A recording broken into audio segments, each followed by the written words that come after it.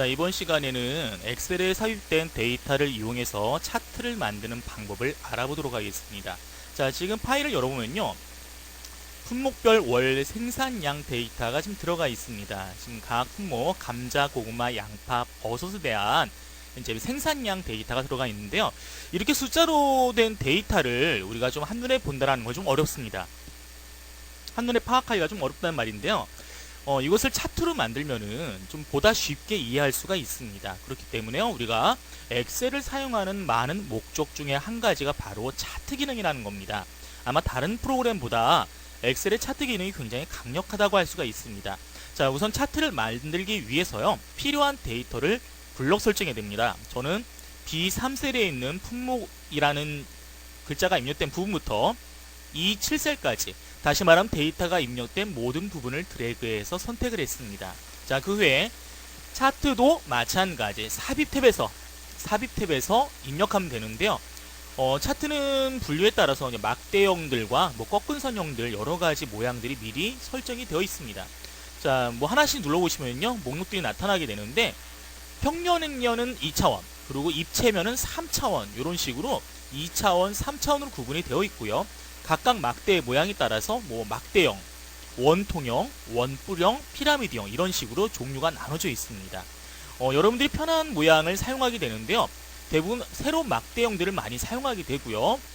반대되는 것은 아니지만 비슷한 모양으로는 가로 막대형이 있습니다. 이 세로 막대형과 가로 막대형은 거의 비슷하지만 위치만 좀 틀리다라는 거, 그런 것만 약간 다를 뿐 비슷합니다. 막대형을 자주 사용하는 이유 중에 한 가지는 비교입니다. 데이터를 왼쪽과 오른쪽의 데이터를 비교할 때, 그럴 때 이 막대형을 많이 사용하게 되고요. 이 꺾은 선형은 주식과 같이 오르락 내리락 하는 값의 변화를 보여줄 때 바로 꺾은 선형을 주로 사용하게 됩니다. 원형은요, 100%, 즉 전체 중에 얼마를 차지할 때, 전체 중에 몇 퍼센트를 차지할 때, 이런 비율을 보여줄 때 원형을 많이 사용하게 됩니다. 그 다음에 영역형과 분산형 또는 기타 등등 여러가지 차트 모양들이 있는데요. 이 중에서 여러분들이 가장 많이 사용하는 우리 세로 막대형 한번 입력해 보겠습니다. 다시 말씀드리지만 우선 데이터를 블럭 설정을 했고요. 세로 막대형의 기본 막대형인 묶은 세로 막대형을 클릭해 보겠습니다. 자, 클릭하니까 선택한 데이터를 자동으로 반영한 차트가 만들어집니다. 자, 차트를 확인하시면요, 차트가 입력된 부분과 범례 부분이 표시가 되게 되고요. 감자, 고구마, 양파, 버섯과 같은 X축, 그 다음 500, 1000, 1500, 2000 같이 숫자를 표시하는 세로축, 즉 Y축이라는 게 존재하게 됩니다. X축과 Y축이라고 합니다. 자, 차트의 크기는요, 테두리를 드래그하면은 변경할 수가 있습니다. 줄이거나 늘릴 수가 있습니다. 자, 근데 재밌는 걸 볼 수가 있어요. 차트의 높이를 줄여보니까요, 자, 지금 단위가 어떻게 되어 있어요? 500, 1000, 1500, 500 단위로 되어 있죠. 세로를 줄이니까 500, 1000, 1500 좀 더 줄여볼게요. 자, 500, 1000, 1500 좀 더 줄여보니까 1000, 2000, 3000 이런 식으로 단위의 범위가 줄어든다는 거, 변경된다는 거 알 수가 있습니다. 다시 말씀드리면요, 차트의 크기에 따라서 단위가 변경될 수 있다, 알고 계시기 바랍니다. 자, 다시 한번 차트를 크기를 조정할 텐데요. 제가 차트를 여기 G3셀, 여기서부터 시작하도록 만들게요. 자, 이 셀에 딱 맞게 위치할 때는요, 바로 Alt를 이용합니다.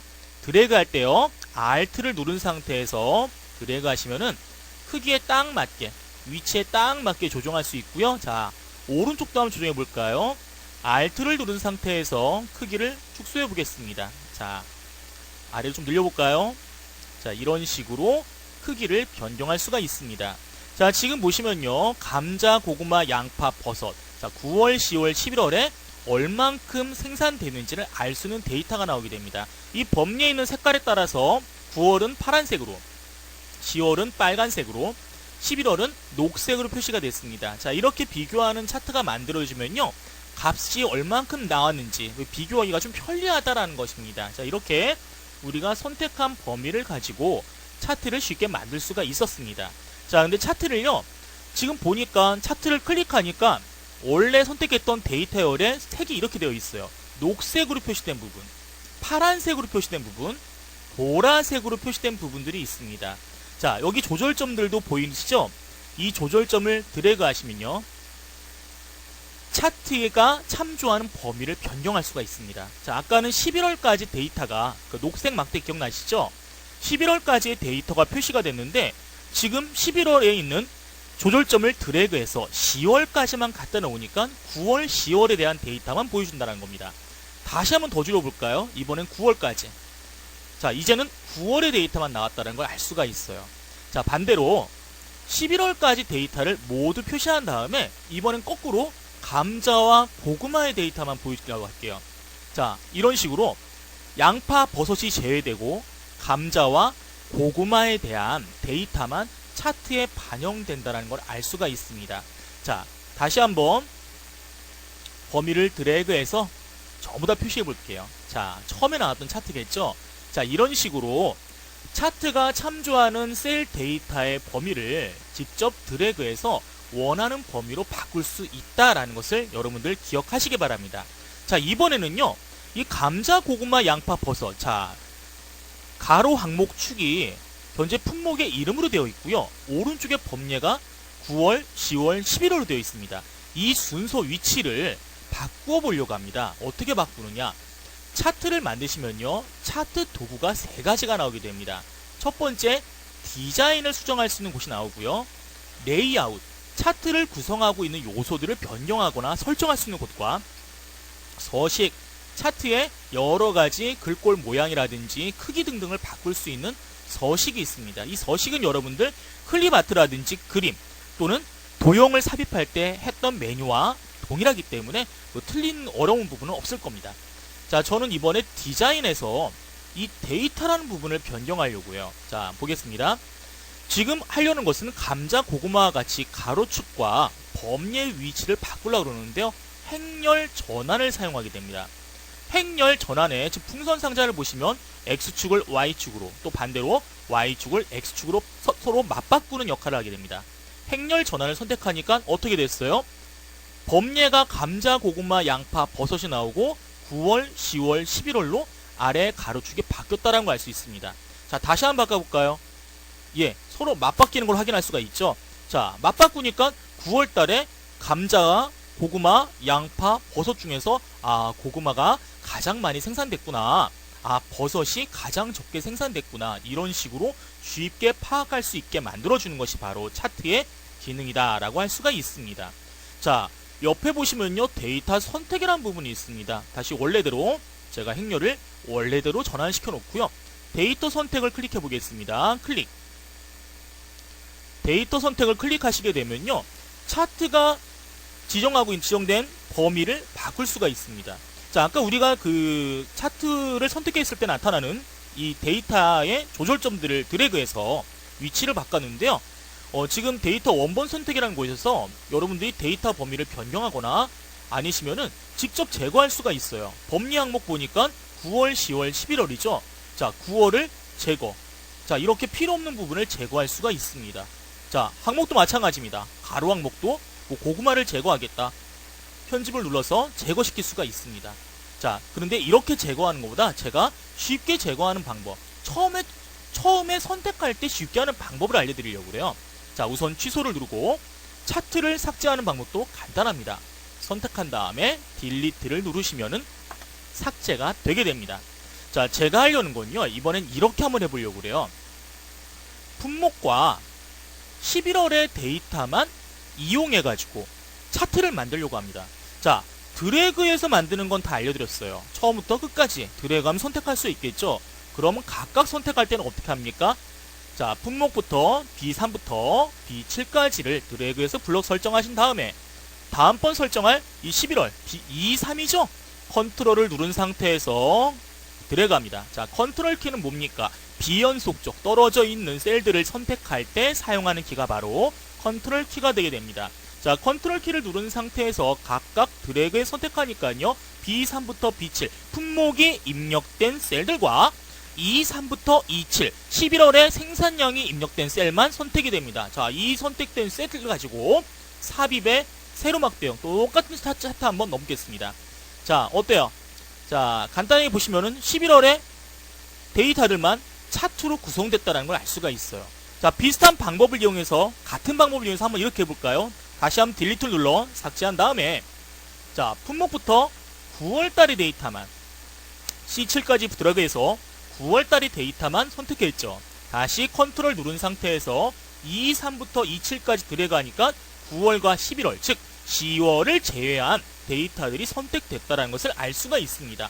이 상태에서 똑같이 삽입의 세로막대형, 자, 입력하니까 어떻습니까? 9월과 11월, 즉 10월만 제외한 데이터들이 입력된 것을 알 수가 있습니다. 자, 컨트롤을 이용합니다. 떨어진 범위를 선택할 때, 떨어진 범위의 데이터를 선택할 때는 컨트롤을 누르고 하신다는 것 기억하시기 바랍니다. 자, 이렇게 하시면은 원하는 데이터를 쉽게 선택할 수 있다라는 것을 아실 수가 있습니다.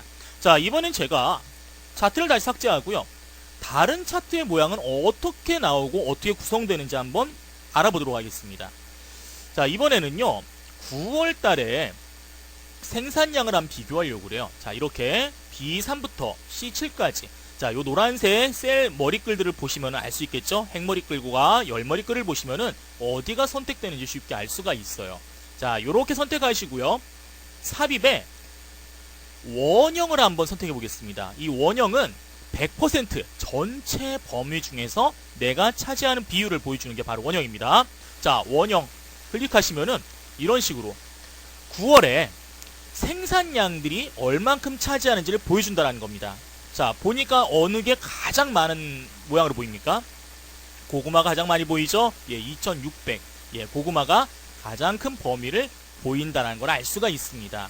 자, 이렇게 만든 차트를요, 다시 한번 고구마 부분만 클릭하시고, 자, 클릭하니까 어때요? 점들이 지금 표시됐죠? 살짝 드래그 합니다. 살짝 드래그 하면은 요 선택된 부분만 따로 떨어뜨려서 강조시킬 수도 있다. 이 원형 차트의 특징 중에 한 가지니까요, 기억하시면 되겠습니다. 자, 다시 한번 이번에 원형을 좀 알았으니까요, 삭제하시고, 이번에는 감자의 월별 생산량을 한번 꺾은 선형 차트로 한번 만들어 보겠습니다. 자, B3부터 E4까지를 드래그해서 블록 설정할게요. 자, 우리 데이터로 먼저 한번 분석을 해보겠습니다. 9월 달에는 2400, 10월 달에는 2200, 11월 달에 2400, 즉 2400에서 2200으로 줄어든 다음에 다시 2400으로 원래대로 돌아가는 이 V자형을 그리는 차트가 만들어지겠죠. 자, 삽입에 꺾은 선형을 보시면은 그냥 선 모양으로 된 게 있고요. 이 표식이 있는, 이게 중간중간에 꺾어지는 부분에 점 모양의 표식이 있는 게 있습니다. 자, 이거 선택해 볼게요. 클릭. 자, 제가 드린 말씀하고 똑같죠? V자 형태로 감소한 다음에 10월 달에 2200으로 감소한 다음에 다시 원래대로 돌아가는 이런 V자형 모양의 꺾은 선형 차트가 만들어진 것을 알 수가 있습니다. 자, 다시 한번 삭제해 보도록 하겠습니다. 예, 차트의 종류는 다양합니다. 자, 이번에는 B3부터 E7까지 다시 한번 다 선택해 보고요.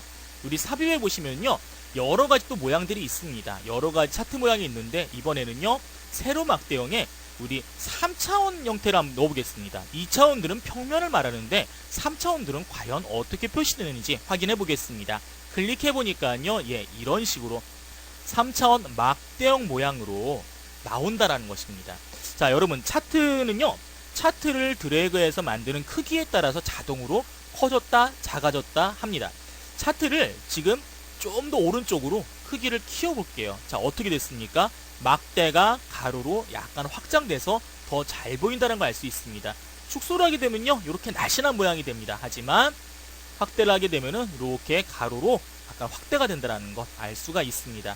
또는 아까 말씀드렸죠, 세로를 확대하시게 되면은 왼쪽에 있는 단위가 줄거나 늘 수가 있다라는 겁니다. 그래서 차트 모양에 따라서, 차트의 크기에 따라서 단위가 조금씩 달라질 수 있다라는 것, 거기에 대해서 여러분들 왜 내 거만 그러지? 라고 생각하지 마시고 달라질 수 있다라는 것을 미리 기억하면 좋겠습니다.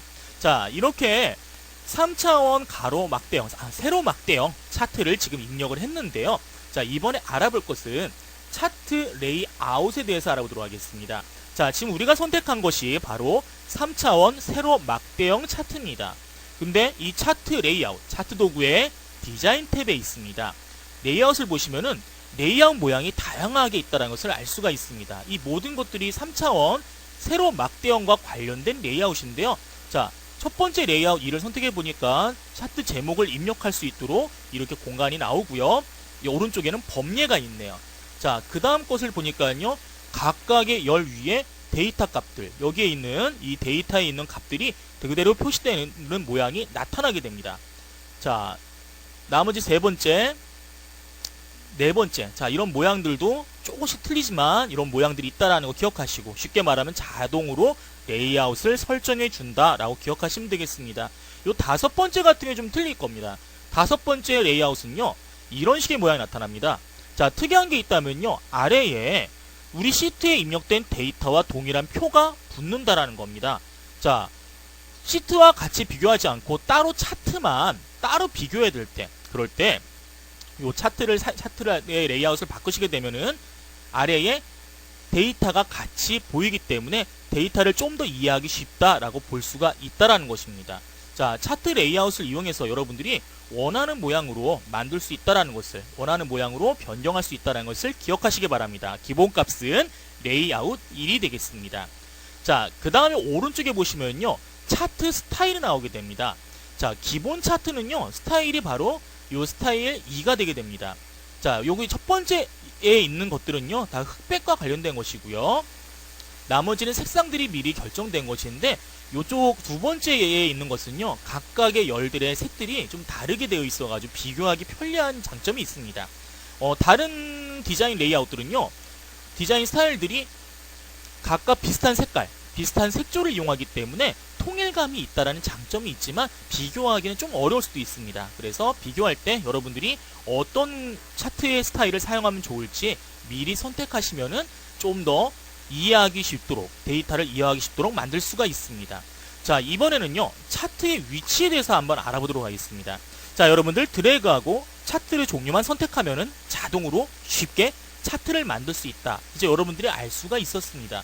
근데 이 차트가 삽입되는 위치가 어디였습니까? 바로 내가 선택한 시트에 삽입이 된다라는 걸 알 수가 있었습니다.